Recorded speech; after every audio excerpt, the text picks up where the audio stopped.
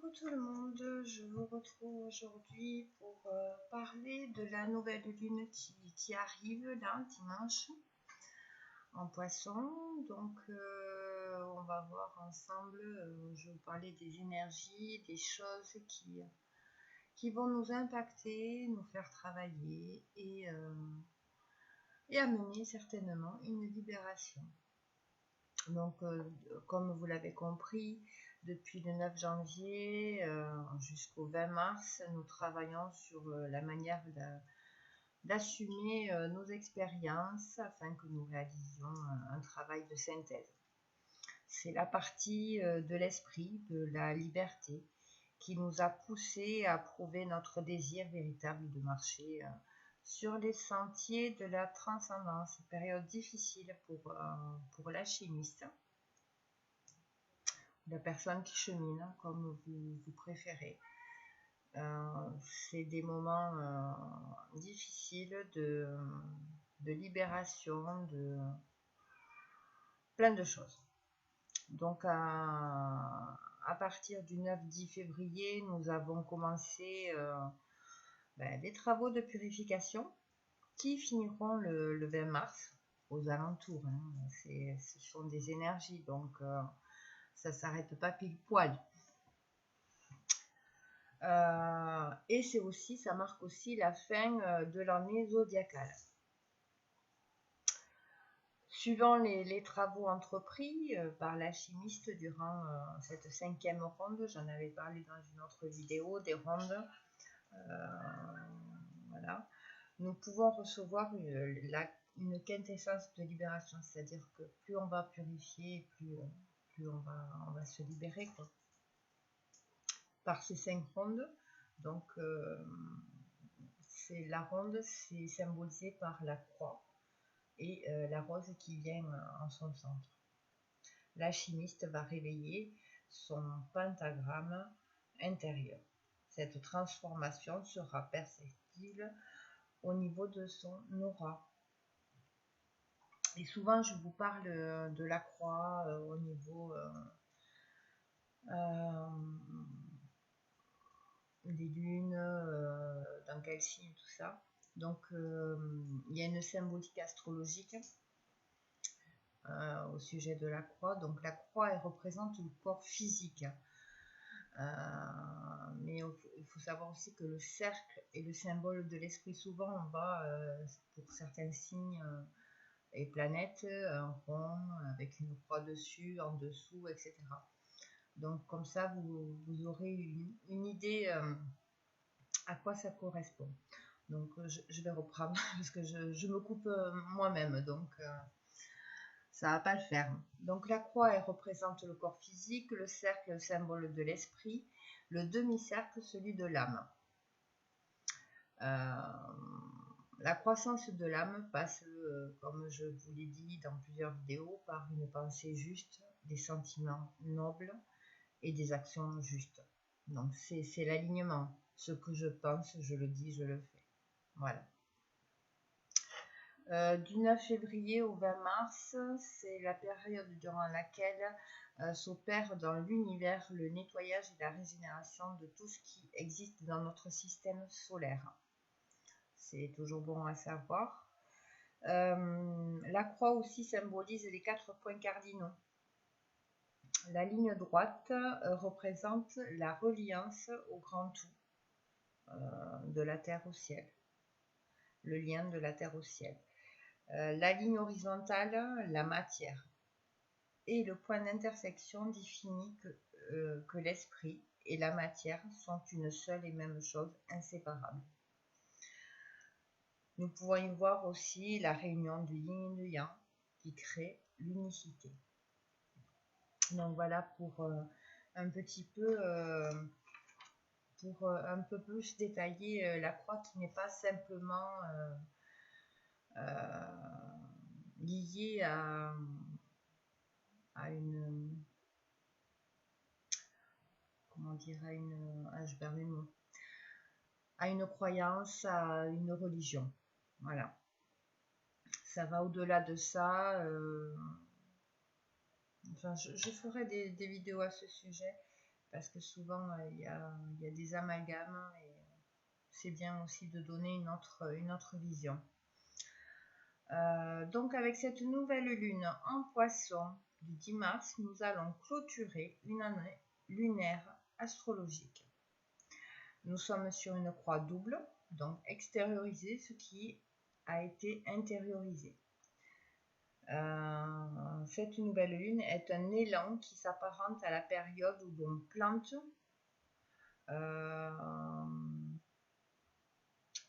où la plante est en train de croître à partir de la semence, mais toujours sous la terre. Donc on est dans la partie hémisphère nocturne dans lequel elle va se trouver. C'est la partie yin.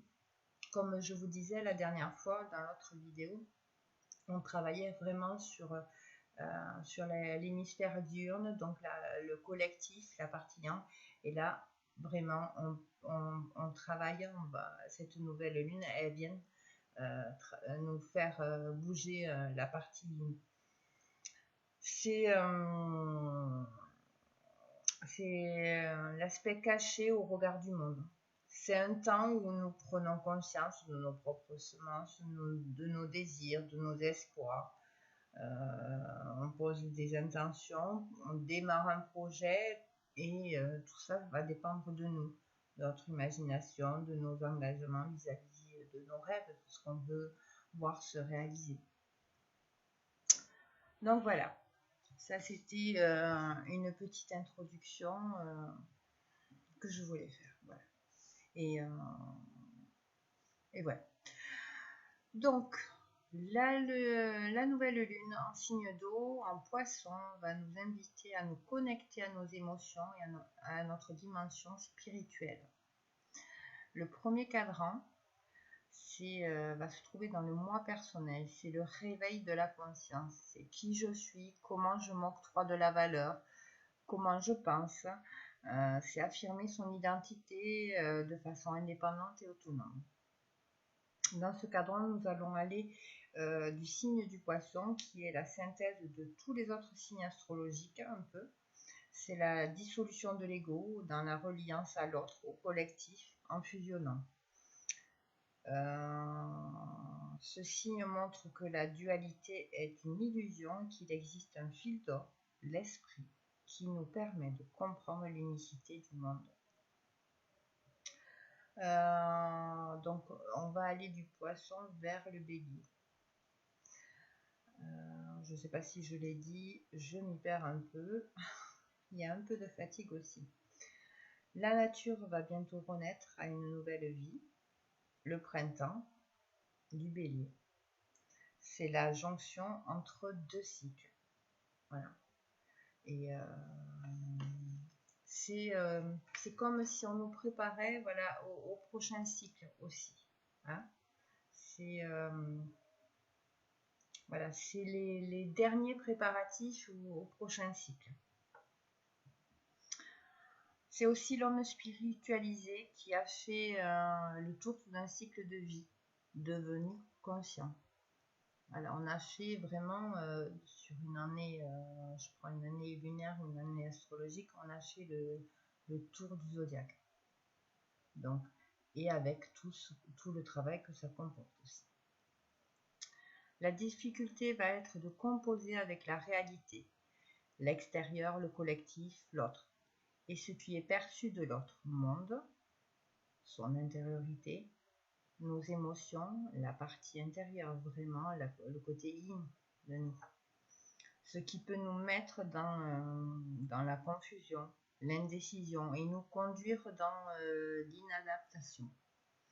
Donc voilà, ça peut... ça va nous bousculer, soyons clairs.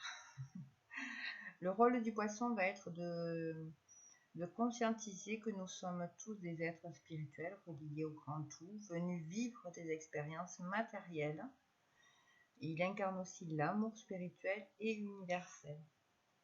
Cela va nous amener à mettre notre émotionnel, notre sensibilité au service de la vie et de l'amour, tout en gardant un regard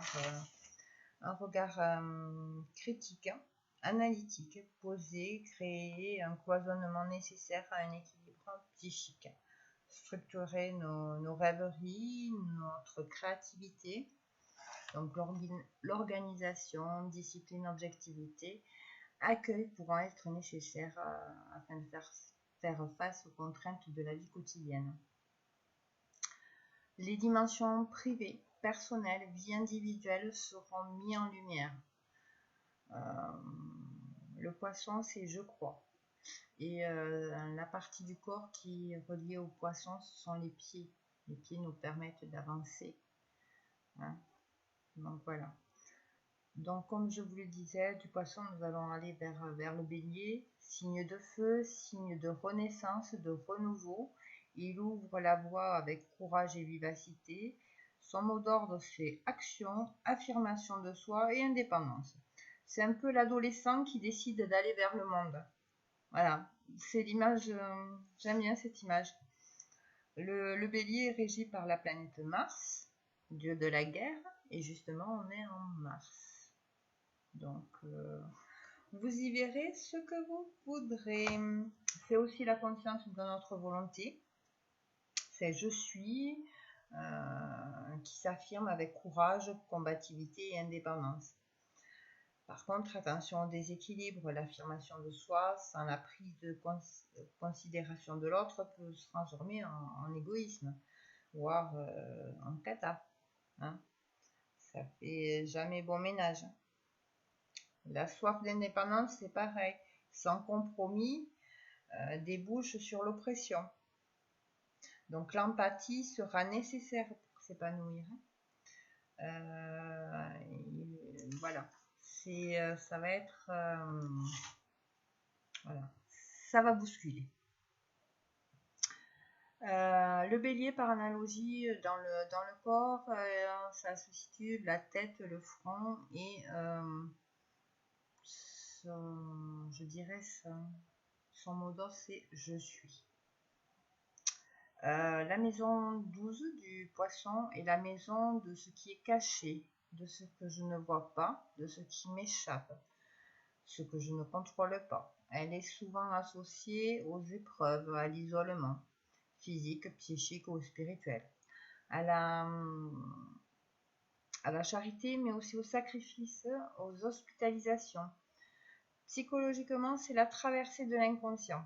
C'est aussi la santé mentale, nos ennemis internes, cachés, nos peurs, hein, qui font partie de nos ennemis, le contact à la spiritualité, notre capacité de dévouement vers les autres aussi. Et à partir de la maison 12, donc du poisson, on revient dans la maison 1, qui est la maison du moi, de mon identité, de notre corps, de la façon dont on se présente au monde. C'est l'image que l'on projette, sans même s'en rendre compte. Sur le plan psychologique,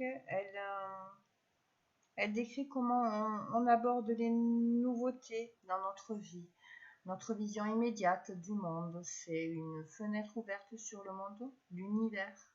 Elle parle aussi que tout dépend exclusivement de nous, de notre autonomie, de notre singularité. L'identité ne peut pas se forger qu'en relation L'identité ne peut se forger qu'en relation avec celui qui est en face de nous. Une personne qui ne connaît pas de relation ne peut pas devenir qui elle est. Hein? Le miroir. Cet axe poisson, donc eau, vers bélier, feu, va nous demander d'évaluer notre confiance en nous. Qu'est-ce qui nous donne de la confiance, de la vitalité, du courage, mais aussi qu'est-ce qui nous fragilise, nous fait douter de nous. Ça va nous... C'est ce que ça va venir chercher en nous.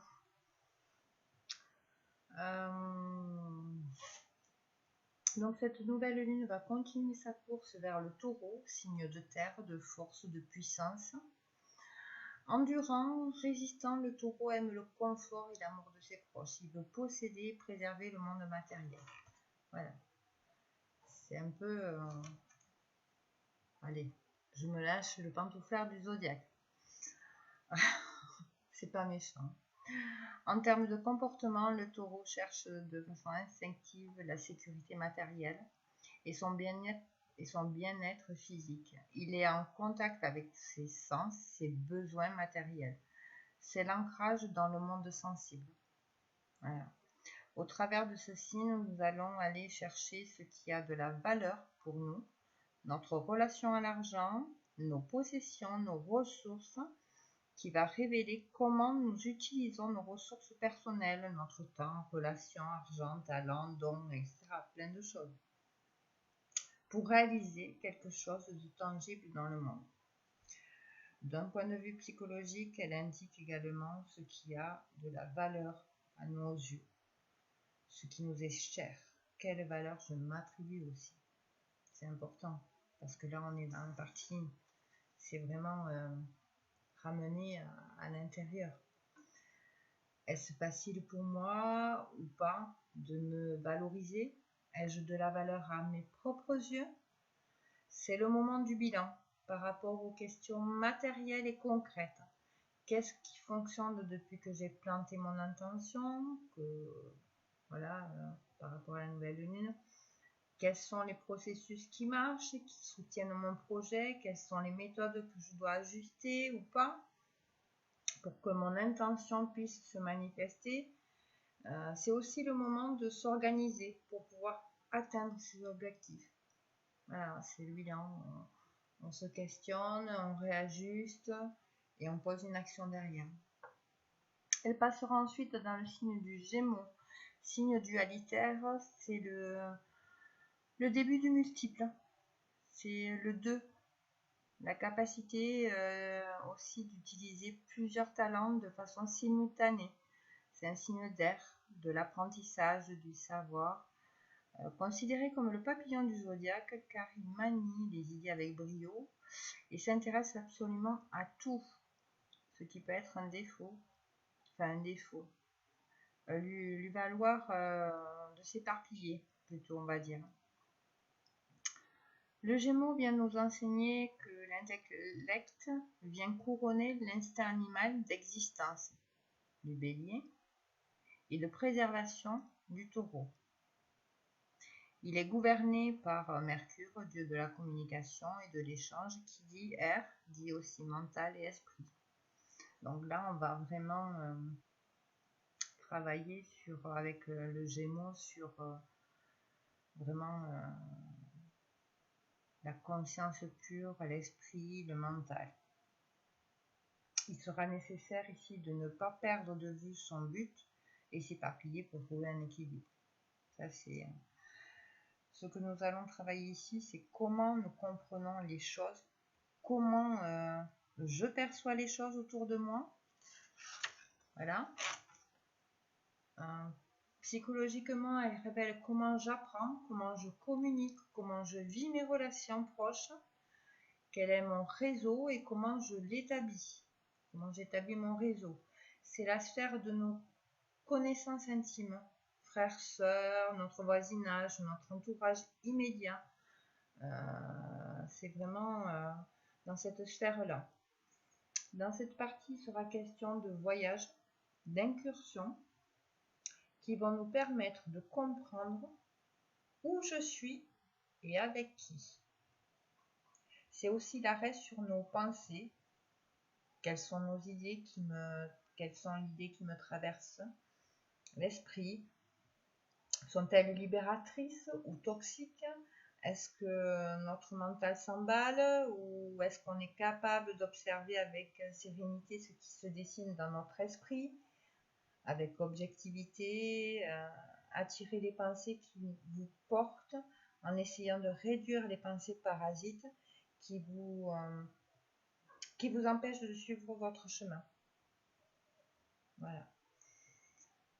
Donc, On continue pardon, avec le signe du cancer. Ce cancer, signe d'eau, signe lunaire, il parle de protection, de sensibilité, d'imagination, avec une pointe de nostalgie. Il symbolise la nécessité humaine de trouver un refuge, un havre où se reposer et recharger les batteries. Ce sont les flux émotionnels contenus et cachés pour se protéger, se préserver, qui vont être visités. Là, c'est vraiment, on creuse au fond, au fond. Le cancer s'intéresse aux origines. Il garde la mémoire aussi. Le cancer fait preuve d'une grande ténacité et préférera perdre une pince plutôt que de lâcher prise. Attention. Il a du mal à sortir de sa zone de confort et aller vers le monde. Il est souvent tourné vers le passé tout en rêvant du futur. Donc là, vraiment, il sera question ici de lâcher prise et d'être dans le moment présent. C'est ce que va nous faire ce cancer. Hein. Cet axe va venir nous faire travailler sur ce que nous avons reçu de notre famille, nos origines. C'est la relation à nos origines, à notre famille, à nos ancêtres. Ce sont les racines de l'arbre de la transmission, d'où je viens, ce que j'ai reçu de ceux qui m'ont précédé. C'est tout ce qui n'est pas visible, mais qui impacte. C'est le transgénérationnel, un peu le cancer. Oui, c'est le maître du transgénérationnel, on va dire. C'est là où c'est que, voilà, les structures ont pris forme et se transmettent. Psychologiquement, cette partie parle de la partie cachée de l'individu, de l'inconscient, des émotions enterrées, notre intimité. Nous avons accès ici à ce qui est important pour nous sentir accueillis et protégés émotionnellement. C'est comment je me sens dans telle situation, là maintenant. Est-ce que je suis heureux, triste, en colère, et pourquoi? Identifier nos peurs permet de diminuer leur emprise sur nous. Quand vous avez une peur, que vous ressentez une peur en vous, il y a quelque chose qui fonctionne. Nommez cette peur, faites-la sortir de vous, exprimez-la à voix haute, de préférence, parce que c'est comme ça, ça sort. Et vous verrez que la peur s'apaise dans le corps après. Enfin, moi je sais que pour moi et pour d'autres personnes à qui je leur fais faire ça, ça fonctionne. Voilà. Vient le tour du lion, signe de feu, du soleil, c'est le triomphe de la lumière sur les ténèbres. C'est la joie de vivre, la loyauté, la générosité, le courage. Le lion, par son magnétisme, sa lumière, attire.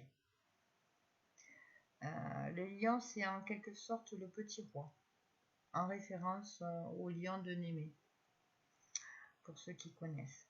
Il devra descendre de son trône et aller vers les autres, comprendre que notre pouvoir ne peut réellement briller que s'il révèle les autres à eux-mêmes. Ne pas tomber dans l'ego en reprenant confiance en soi. Trouver un juste équilibre. C'est l'endroit où nous allons rencontrer notre joie d'exprimer qui on est. C'est l'expression personnelle liée à l'amour, aux enfants, à la créativité, au loisir, au plaisir. C'est là où on s'amuse. Psychologiquement, c'est comment j'éprouve de la joie, comment j'éprouve du plaisir. Face à une situation, comment je vais créer. Voilà, c'est vraiment ce paramètre-là que le lion va... le temps de révéler notre confiance en nous aussi. Qu'est-ce qui me donne confiance? Qu'est-ce qui me fragilise? Qu'est-ce qui me fait douter? Et nous finirons dans le signe de la Vierge, signe de terre régi par Mercure. C'est le matériel, le concret, mais aussi la préparation, l'organisation et la prévoyance. Vous voyez, petit à petit, on nous amène vers le nouveau cycle. C'est un temps d'introspection active, voire laborieuse. Le discernement sera nécessaire. Attention à l'obsession de la perfection et de l'efficacité. L'essentiel n'est pas le chemin parcouru. Pardon, c'est tout le contraire que je veux dire. L'essentiel est le chemin parcouru, pas le but à atteindre en soi. Si vous êtes focalisé sur le but à atteindre, si vous allez être très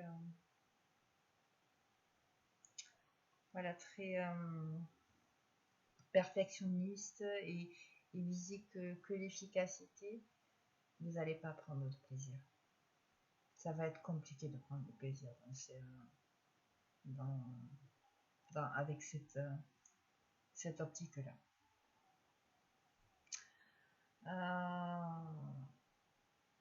Cette partie en Vierge, cette fin de nouvelle lune, va concerner le service que l'on se doit à soi-même. Comment est-ce que je vis mes routines? Quelles sont mes habitudes? Voilà, pour revenir à ce que je disais avant, c'est si vous ne prenez pas de plaisir, si c'est que travail, et pas prendre de plaisir dans ce que vous faites, ça va être compliqué. C'est pas à long terme, c'est pas viable. Donc, quelles sont mes habitudes? Ça va toucher notre santé, notre hygiène de vie, la façon dont on organise notre vie quotidienne, comment on fonctionne dans son travail de tous les jours.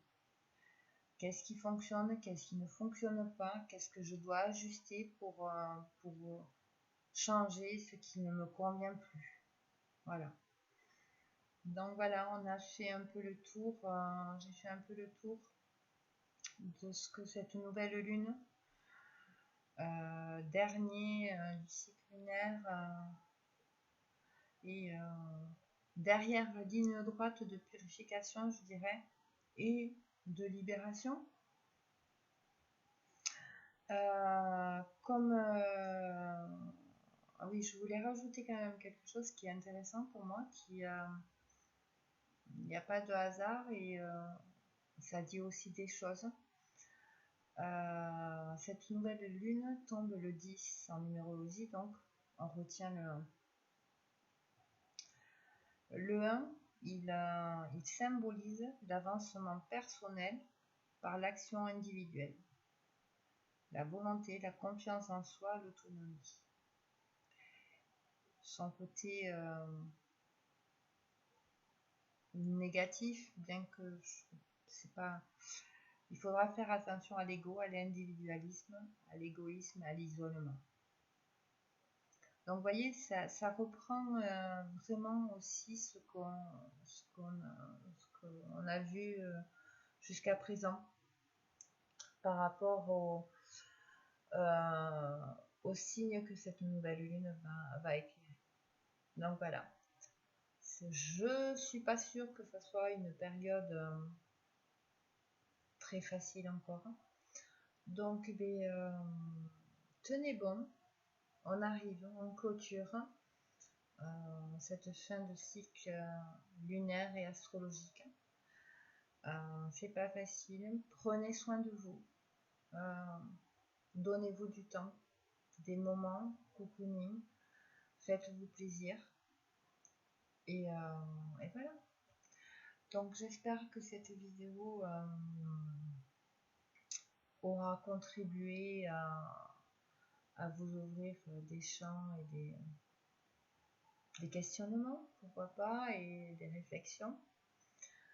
N'hésitez pas à liker, à partager si ce contenu vous a plu. Et puis moi je vous dis à bientôt. Passez un bon week-end. Et voilà. Bisous, bisous.